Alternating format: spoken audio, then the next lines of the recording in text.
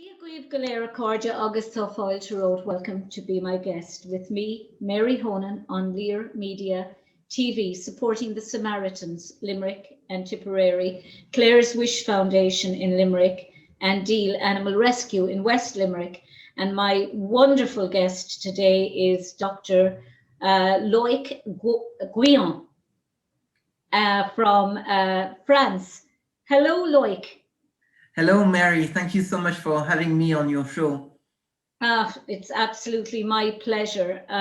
You're a very interesting man, it has to be said. I've worked in Mary Immaculate part-time, covering for Dr. Patricia Kieran when she took a sabbatical in that, or a study break. But you're the head of the French department in Mary Immaculate. How did you go down that road? How did you get into Mary Immaculate to start? Well, actually, my work as an academic is what brought me to Ireland in the first place back in 2002. I was awarded a postdoctoral fellowship at the Moore Institute in NUI Galway. And from there, I went on to lecture in various Irish universities at UCC, for example, the University of Maynooth, UCD. Yeah. And then I obtained my first permanent position at the University of Ulster in Derry. Right, I saw that you worked in Derry. And so I stayed there for about 3 years, and then I saw this position of head of the Department of French Studies at Mary Immaculate College that was advertised, and I decided to apply, and I was fortunate enough to get it. So that's what brought me to. It's a fabulous college. It's a very nice institution. It's a small institution, but with all the qualities that you can find in a small institution. But I think that's what I like about it, is it's personal. There's a familial feeling about Mary I that you don't always get in you certainly don't get in bigger universities and colleges. And I think the Catholic University of Lille in France is the very same. It's got that same ethos, and you have Mater Dei in Dublin, which also where I did my doctorate, part of DCU, but that was that same familial, that same comfortable, small family kind of feeling about the place. Absolutely, and I think that's what our students like about the place as well. The campus is beautiful. It has changed significantly over the past few years, as you probably know. Yeah. And I'm also fortunate to have a great team to work with in the department and in the faculty, the two faculties, in the Faculty of Arts and the Faculty of Education. You're up there with Mairead Nivrian. Indeed. Mairead is with you, and absolutely. Yeah, I saw Orla's involved with you in the Wild Geese project. That's correct. Yes, and Mairead as well. Yeah. Yeah. They're colleagues of mine through Irish dancing as well. Yeah. So But Loic, you became very involved you were the consul for the French consul here in with responsibility for the entire Munster region. Could you explain to us what your role as consul is, French consul? Of course, yes. So I'm the honorary consul of France for the Midwest region. And traditionally, the Honorary Consul of France for the Midwest region is based in Limerick. I was appointed back in June 2019, and the role of honorary consuls is to be a representative of the ambassador of France in certain regions. So I represent the embassy in a way to local authorities in order to promote the cultural and economic links between France and the region, but also I can sign certain documents, I can legalize certain documents on behalf of the ambassador. And so I'd say probably the very first mission of honorary consuls is to provide administrative assistance and emergency assistance as well to French nationals who reside in the region or who visit the region. It's interesting. Would there be many French now in the Midwest, many French citizens in the Midwest? Because I know you're very involved with trying to organize twinning of cities with cities in France, and there are cities that are twinned with France, but they're older. You know, that twinning occurred many years ago, and you're trying to refresh the whole system and to try and have more countries. What do you think, one, are the benefits of us being twinned with France, with cities in France? Does it make us, in your view, almost like, I suppose, stepsisters or stepbrothers of each other?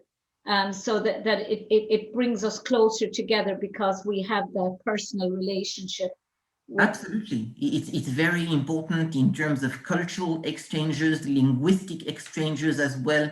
As you say, that through the twinnings, and we have about 12 towns which are twinned with France in the Midwest region alone.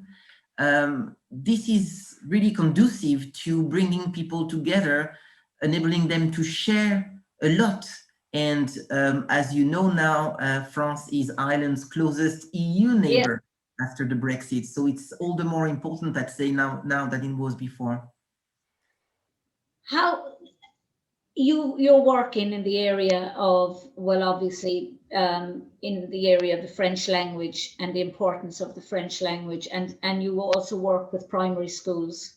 How bad do you think we are in this country with French? And to be perfectly honest, I know, as somebody who came through the whole French system, I can still remember 2 pages from my French book in first year in secondary school, because I learned it all off by heart, and I loved the French language.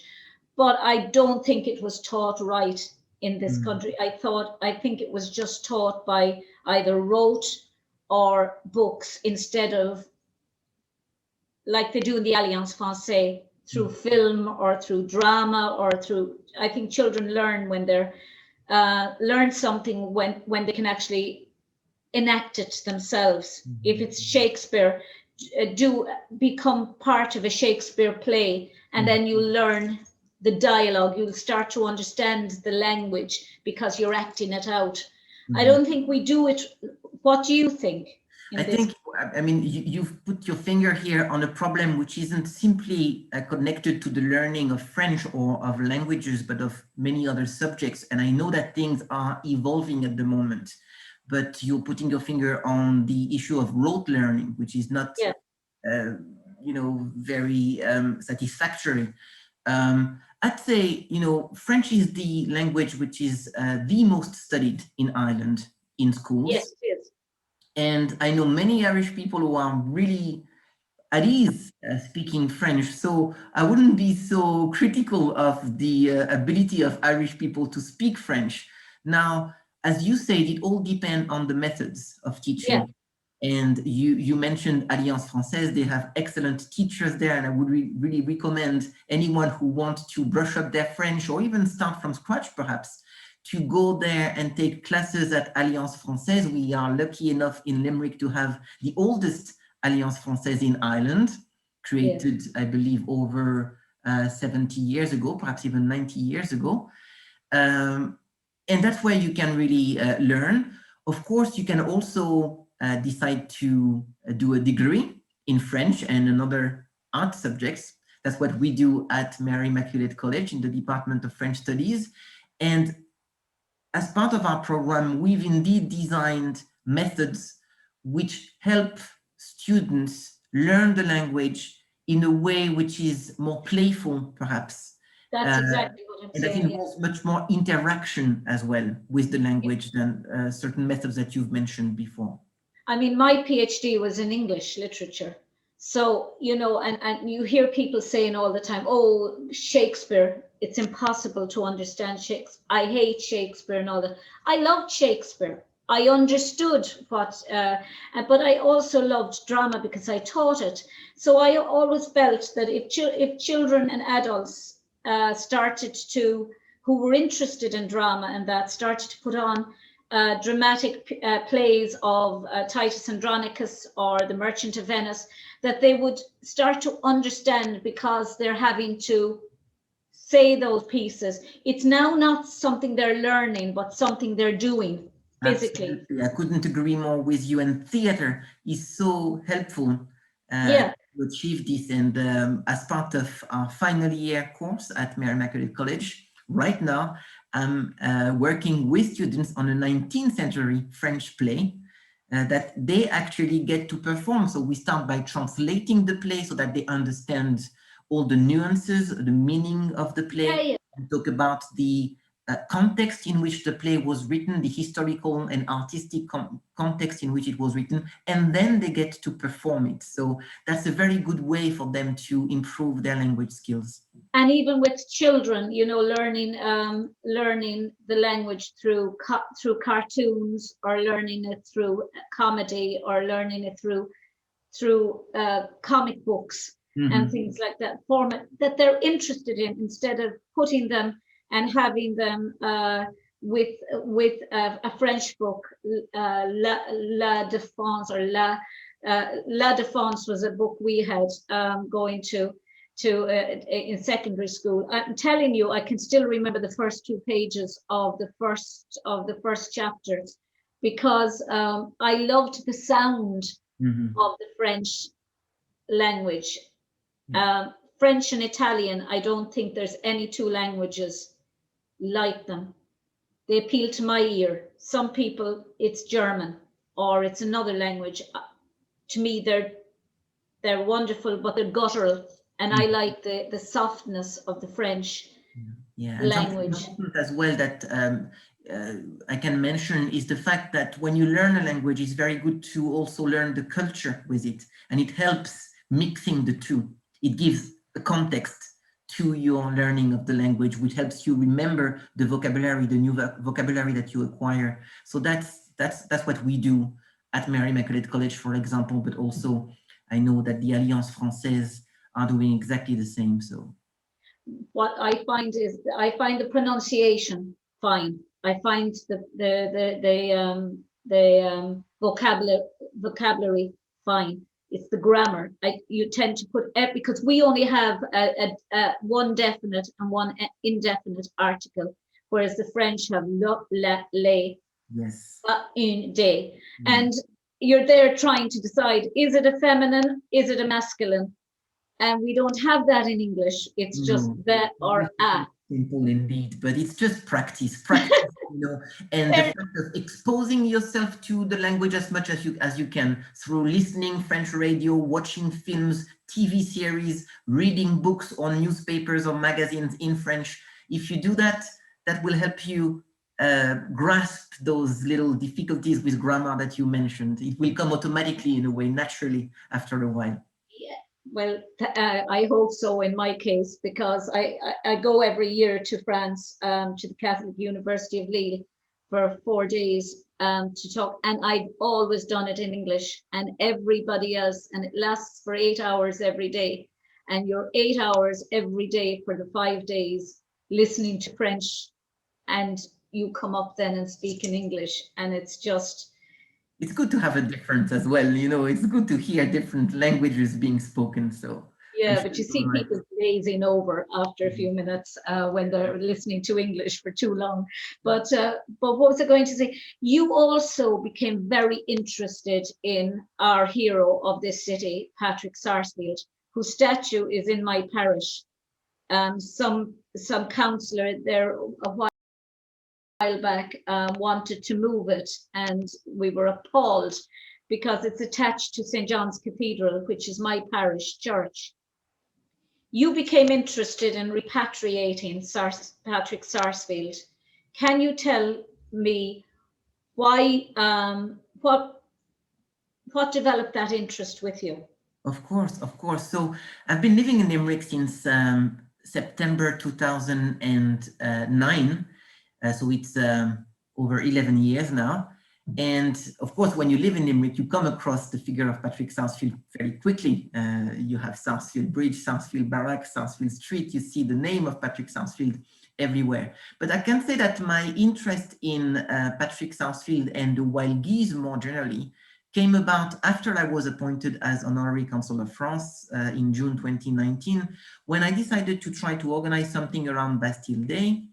And the newly elected mayor of the time, Councillor Michael Sheehan, in his inaugural speech, said that it was a shame that Limerick didn't have any annual event organized around its wild geese heritage. And I thought, why not bring the two together, have a celebration of Bastille Day and a commemoration of Limerick's wild geese heritage at the same time, especially given the relationship between the wild geese and France. Yes, yes. Important. You know, most of the wild geese ended up settling in France and making careers, brilliant careers for some of them in France. So that's how, when launching the Limerick Bastille Day Wild Geese Festival in July, on the 14th of July 2019, I became more and more interested in the history of the wild geese and in the figure of Patrick Sarsfield. And it was only last year, unfortunately, we couldn't hold the second edition of the festival as we would have liked to because of the pandemic, but we held a very nice symbolic ceremony on Merchant's Quay, just next to the wild geese fountain there, a beautiful ceremony. Beautiful fountain, why it's a beautiful monument to the wild geese. Absolutely, yeah, very moving one. And after the ceremony, I was having a debriefing meeting with David O'Brien, the director of the Limerick Civic Trust, who is co-organizing the festival with me. And I said, you know, what about Patrick Sarsfield? Has any attempt been made in the past to try to repatriate his remains to Ireland? And he told me that actually there had been a few calls to repatriate him, but that didn't lead to anything. And that actually people weren't sure exactly where he had been buried. So I thought, why not try to locate his remains and try to therefore repatriate them? And he said, let's go for it. And that was back in July 2020, nearly a year ago. And so we embarked in this project, which we branded the Sarsfield Homecoming Project. And I began researching, therefore, what had happened to Patrick Sarsfield after he left Limerick with the wild geese back in 1691. So that's how it came about. Well, for those who don't know about Patrick Sarsfield, he was the first Earl of Lucan. And he and in 1691, after the signing of the Treaty of Limerick, he was given the option to, he and his and 1,500 of his men, 15,000 of his men, were given the option to stay in Limerick and sign allegiance to the Crown of England or leave Ireland forever. And they chose the latter, and they moved to Cork because they were boarding ships in Cork. Now, it's interesting that had the French ships arrived on time, Patrick Sarsfield would not have signed the Treaty of Limerick. History could have been very different. And in fact, the history of our relationship between France and Ireland is full of those missed opportunities in a way. Missed opportunities. It happened again in 1796 when France sent a number of ships to Ireland to try to help the Irish gain their independence, and those ships were caught in one of the worst storms of the century. And most of them were sunk at the time. Thousands of French soldiers died at that time. In 1798, as well, with General Humbert, you know, he landed in County Mayo, and the Republic of Connemara, of Connaught, was proclaimed at that time. But unfortunately, that rebellion was crushed as well. It was really, there were many attempts. So 1793, when Patrick Sarsfield was fighting for Louis XIV, and their aim was to invade England, and the English, they were on the side of France, fighting, hoping to that moving to France was just the first stage in their attempt to invade England, but England took them by surprise, took the French by surprise and won. And it led to Patrick Sarsfield's wounding and his death shortly afterwards. But you found out that he was buried somewhere within, how do you pronounce the state? W-U-Y? Louis, the city of Louis in what is Belgium nowadays. Yes, yes, indeed, Yeah. indeed. So after moving to France, Patrick Sarsfield, as you said, served in the armies of King Louis XIV. He was promoted to the rank, the very high rank of field marshal in the army. And at the Battle of London, also called the Battle of Neerwinden, in on the 29th of July, 1693, he was indeed wounded. He was transported to the nearby city of Huy, and that's where he died. Now, historians didn't know exactly when he died, on what day he died, and where exactly he was buried. But the research that I conducted since November have enabled me to pinpoint the days when Patrick Sarsfield has died and to pinpoint the exact location where he must be buried in the city of Huy. How difficult was it for you when you actually wrote in January this year to Louis and to try and find, and they came back, which I think is incredibly great of the French and professional of the French to come back so quickly, or to, the authorities there to come back so quickly with maps, 17th century maps of the, and you were able to find that there were two bodies buried there. Yes. Now, as yet, you don't know whether one of those bodies is Patrick Sarsfield, the first Earl of Lucan, or whether he, but you do know that if it's not, that he's buried within that vicinity. Indeed, indeed, yes. So it's the Belgium authorities of the town of Huy who sent us a large envelope containing many documents, as you said, some maps of the city, which I had requested. And among the documents, there were quotations from the death register of St. Martin's Church in Huy. And St. Martin's Church was just next to the hospital where most of the wounded French soldiers were taken after the Battle of Neerwinden. And on the death register, you have a number of entries mentioning the fact that certain French officers mentioned by name were buried, actually not so much in the cemetery of that church, but rather inside the church itself. And you have two French officers who are mentioned, but whose names are not given, which is why one of them could indeed be Patrick Sarsfield, not the second one, because according to my calculations, the date when the second officer was buried doesn't match the reports that we have on Patrick Sarsfield's death. So it's probably the first of those two who could be Patrick Sarsfield. And as you said, even if he's not Patrick Sarsfield, given his very high rank in the French army, would have been buried in this same area as the other French officers who served with him. So that's why. If indeed that you do, because it's a ruin now, and one would think, are you dealing with a situation where you wouldn't be allowed to touch the ruin because it might be protected? Yeah, there is only one wall left of that church nowadays, one wall standing of that church. But I've managed to figure out that the area where the officers, the French officers, have been buried, and therefore where we believe Patrick Sarsfield has been buried, this site is located just behind that wall. And that wall, behind that wall, this site is now the back garden of a house in the city center of Huy.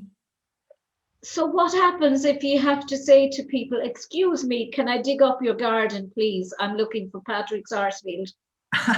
Listen, that's what we are currently in. Or still, can I dig up the foundations of your house? Well, not the foundations, but the back garden, definitely. So we are currently in close contact with the local authorities in Huy. And we've identified the owner of this house and the back garden, therefore, and we are currently in negotiations, and I'm hoping that fairly soon, perhaps even by the end of this month, we will be able to announce some good news in terms of accessing the site where we believe Patrick Sarsfield to be buried. It's all very exciting. You know, I mean, that's another thing. I have a radio or a show called Wild Geese. Yes, I saw that. And in 2016, just after my PhD, I received a civic reception for my book and for my research, my show, Wild Geese, because I looked at, I suppose, the contemporary way that people leave this country and move to other countries, or people leave their countries and become wild geese coming to Ireland. Mm-hmm. And what it's like for people leaving the country, why they choose to leave, are they forced through financial difficulties or for employment, or do they choose to leave as an experience, an adventure, and what life is like in their new country, what they miss. So I've kind of, I suppose, taken a more contemporary look on Sarsfield's exodus from Ireland. And you're touching upon a very interesting thing here, because I've been asked actually by some people, why would you try to bring Patrick Sarsfield's remains back to Ireland? Why don't you leave him in peace in a way there in Belgium? But when you think of it, Patrick Sarsfield was born in Ireland. He spent part of his life in Ireland. He married in Ireland. His family was there. He fought for Ireland and then was forced to leave. So I don't think. And only forced to leave rather than swear allegiance to a crown that was persecuting his people. So he only left to try, I suppose, to find some way of retaliating against and of coming back the Crown of England, but that backfired in so many ways. Do you know? I'd say in the mind of many of the wild geese, actually, their exile was only temporary, and they would work from the continent towards coming back and regaining their lands. And but I heard your interview with Dr. Irwin. Your interview, it was really interesting. He's one of the best experts in the field, indeed. Yes. Yeah, it was absolutely. So you think he will? How long do you think it's going to reasonably, I suppose, take before we'll be celebrating on the streets of Limerick the return of Patrick Sarsfield? Well, listen, I do. We're very precious in St. John's Parish about Patrick Sarsfield's statue. He points to Ballinity in the statue, and it's. I have a personal complaint. I think that the trees around it should be trimmed back, and there should be something more made of it, so that people. One of our colleagues here, Tony Brown, he's a local historian, and Tony does some fantastic walks around Limerick, bringing people around, giving them tours. He set up the Limerick Historical Society. And he brings people around on all these tours around Limerick. And I keep saying to him, you know, that a tour, bringing people down to Patrick Sarsfield's statue, because a lot of people don't know it's there, but we're not letting it go from there. So it's up, I believe it's up to the council to do something to make it more conspicuous and more part of a tour of Limerick, because we have the walls of Limerick at that site as well. So why wouldn't Patrick Sarsfield remain there? Yes, having some historical walking tours of the city is part of our plan for this year's festival, which will of course mark the 330th anniversary of the signing of the Treaty of Limerick and of the flight of the wild geese. So we are hoping to have some nice historical tours organized as part of the festival this year. But yes, but to answer your question about when we can reasonably expect to bring Patrick Sarsfield back to Ireland if we find him. I'd say if we manage to gain access to the site in this month or by the summer, then it will be a matter of gathering a team of archaeologists and conducting a number of archaeological digs there. Then if we find some remains, we will definitely find some remains because we know that many people have been buried there. We will need to try to identify those remains, and we will have to carry out some DNA testing therefore. That's so interesting though. I mean, how are there, from whom can you extract the DNA for Patrick Sarsfield? That was another part of the research I conducted lately. We needed to find descendants of the Sarsfield family. There aren't any direct descendants of Patrick Sarsfield himself because he only had a son, and his son died at a young age in his 20s. He died in France, actually, in Saint-Pierre. So we don't have any direct descendants, but we do have descendants of his brother, for example, William Sarsfield, and the current Earl of Lucan, the 8th Earl of Lucan, according to the British Crown, is still alive nowadays and has in his blood a little bit of Patrick Sarsfield's DNA. So we are in contact with him. I thought you were going to be going and trying maybe to steal his hair comb. That would be tricky. hopefully he will accept to carry out a DNA test. But as I said, his DNA connection, his genetic connection to Patrick Sarsfield is a little bit remote, but we've managed also to identify a living descendant of another branch of the Sarsfield, the Cork branch of the Sarsfield. But the Cork branch is actually related to the Lucan branch. They have a common ancestor who was David de Sarsfield, who is the first Sarsfield who actually arrived in Ireland back in the 12th century. Wow.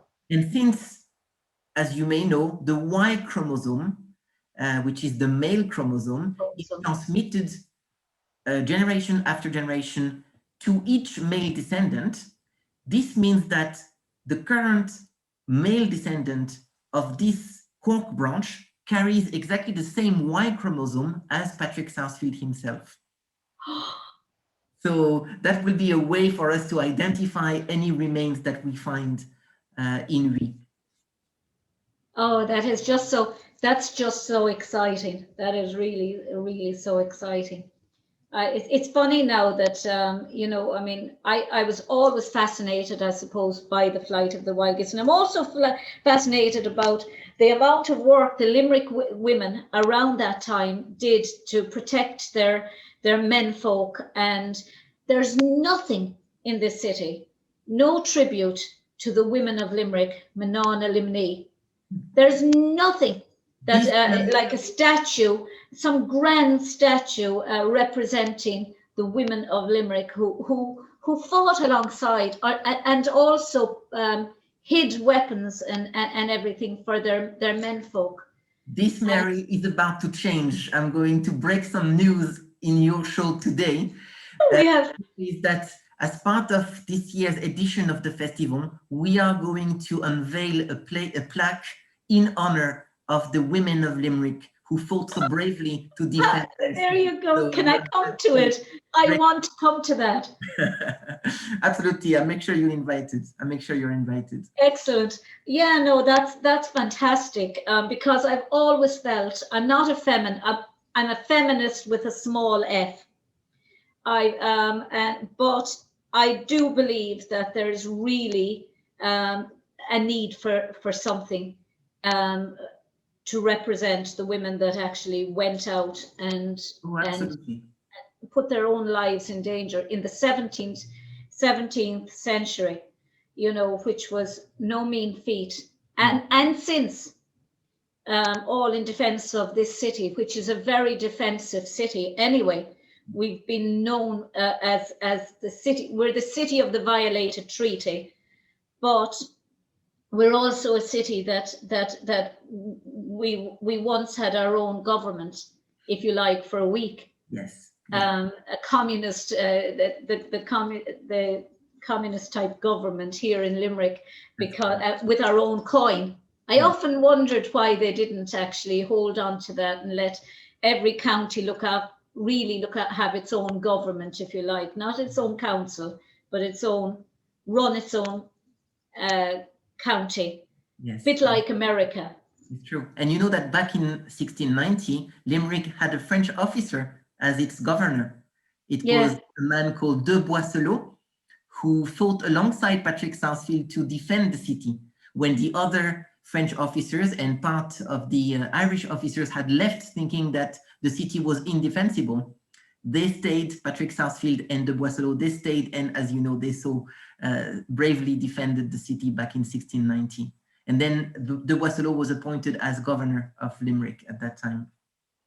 But you're also very involved. You met with the authorities at Shannon Airport to try and encourage flights between Ireland and France, or between Shannon and France. Indeed. Because I'm sure you agree with me, like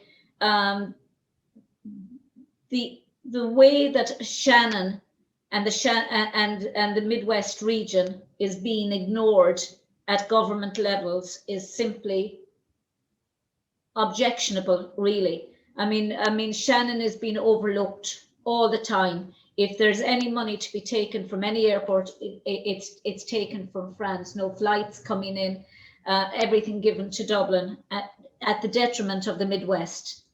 I'd say there is huge potential for Shannon Airport to develop itself, and it's really heartbreaking because just before the pandemic, Aer Lingus had agreed to open a new route with Paris-Charles de Gaulle from Shannon Airport. And as you said, I went to Shannon Airport to celebrate this launch of the new route. It was just only a few weeks before the pandemic that the first flight was about to take off. It's really a shame. Is there some curse on the Irish and the French? I don't know. It's really bad. France and Ireland collaborate in anything. Something happens to stop it.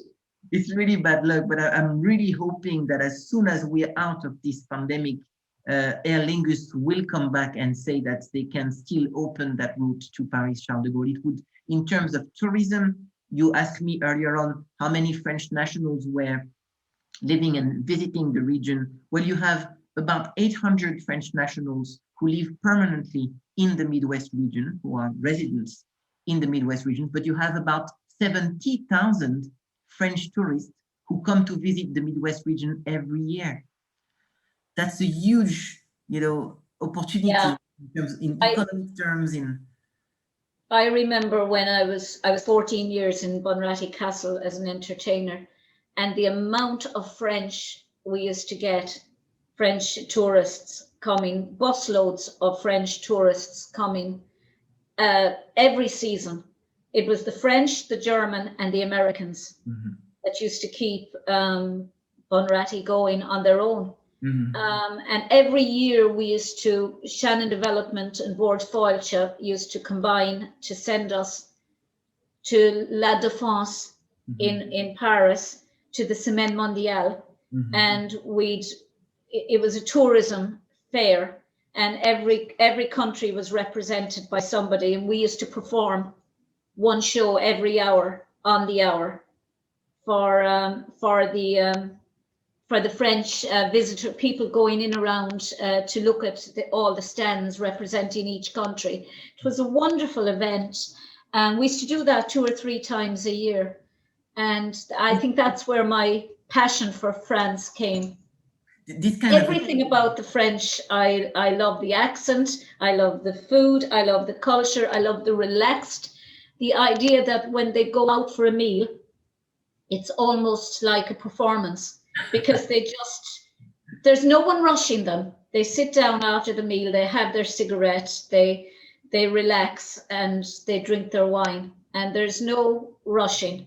It's a social occasion, really. Every meal is a social occasion. Yes, absolutely, you're right. No, but the kind of initiative that you've mentioned, there, going to Paris, promoting Ireland to the French people are very important initiatives. And nowadays, thanks to social media, I know that Tourism Ireland are doing a great job at promoting Ireland, and in particular the wide Atlantic Way, and of course the Midwest region.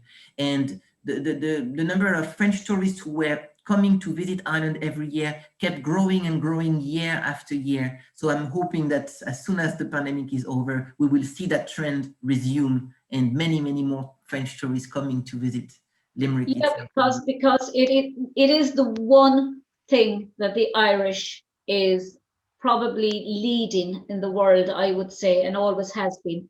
We're a small country that bigs ourselves up. We got the Napoleon syndrome in the sense that we're small, but we are greater than our parts, in the sense that we can promote Ireland like no other country can promote their country. Mm-hmm. We could sell the rain in this country. We could sell the sleet, the misery of this country. When you look at Frank McCourt's book, he was able to sell utter misery. Mm-hmm. because we're storytellers, and because we're good at selling Ireland. Mm-hmm.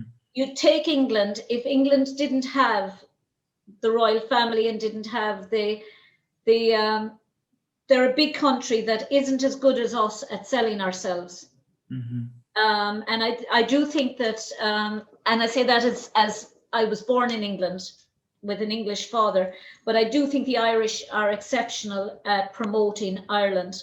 Oh, clearly, and you have such a big diaspora around the world as well, who can relay the message to the local populations as well. And you have, Ireland is such a beautiful island, such a welcoming people that really, it shouldn't be hard to sell. And in any case, but you have this. But the weather is hard to sell. Who in their right minds would actually choose to come to Ireland in the winter?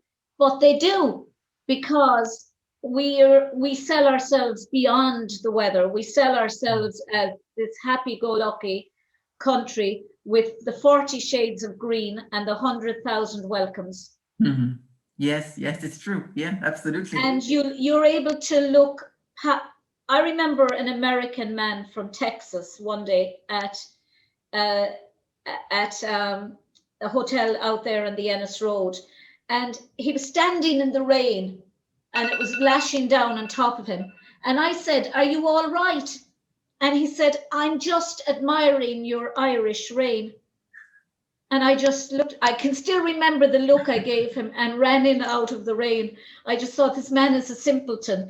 But he had come from Texas, and he hadn't seen any rain for months. Mm-hmm. And he just loved our rain. And I realized in the comfort of the lobby of the hotel that people do come for something much beyond the weather. Mm-hmm. It's the atmosphere, it's the drinking, it's the pubs, mm-hmm. It's the sense of humor. It's the poetry as well, the poetry of the country itself, and of its people that fascinates many tourists as well. And look, you have, in one day, all right, you may have some rain, but you can also have some very good weather. You have the 4 seasons in one day very often. And in one day, you certainly have the 4 seasons in one day. Yes, but you have some beautiful weather as well. This means, you have summer weather, spring weather as well as part of the day. So. And some days you actually don't even have it doesn't even take 5 or a full day to have the 4 seasons. You can have winter all day for weeks. You could also have summer for weeks. That has happened. I feel it actually happens more often now. Perhaps it's due to global warming. I don't know, but there is definitely a climate change. You can see it now. Our springs are much hotter, and they're much sunnier, as I find as well. We've had. Which makes me wonder why people complain about global warming. We could do with a little bit of global warming in this country. So So where to from now? From now, Loic? What are you going to? What's your next? Once you have Patrick Sarsfield home, and you have all the flights between our Shannon and Charles de Gaulle. Well, And your classes in Mary Immaculate and your involvement with primary schools. Gosh, you're I'm being kept spreading busy. yourself really thin. Well, right now, what keeps me busy at the moment is the preparing the festival, the 3 days of our festival. So on the 9th, the 10th, and the 11th of July, we are very optimistic that we will be able to hold the festival as planned. All of our events are outdoor events. So by then, I'm hopeful that the restrictions will have been lifted and that the Limerick Bastille Day Wild Geese Festival will be the first festival to actually take place physically this year in Limerick. That'd be fantastic. So it's a lot of work organizing. And as you said, carrying on with the search for Patrick Sarsfield and continuing promoting the links, the cultural and economic links between the Midwest region and France. There is so much more that can be done as well. Anything you want to talk about during that time, feel free to come on the show and talk to me about it, and we'll promote the festival. We'll promote everything that you're involved in as much as we can here. Much appreciated. Thank you so much. With pleasure. Thank you so much for having me on your show. Thank you for coming on. It's been an absolute honor. Shindera Lesham Clor, that's the end of the show for today. Until the same time, or well, until the next time, Lacuna of Day, Bawalam to Galerchia Kana, Sana Sagas Gro, Agus Gadeship Sloan. Slán go fóill.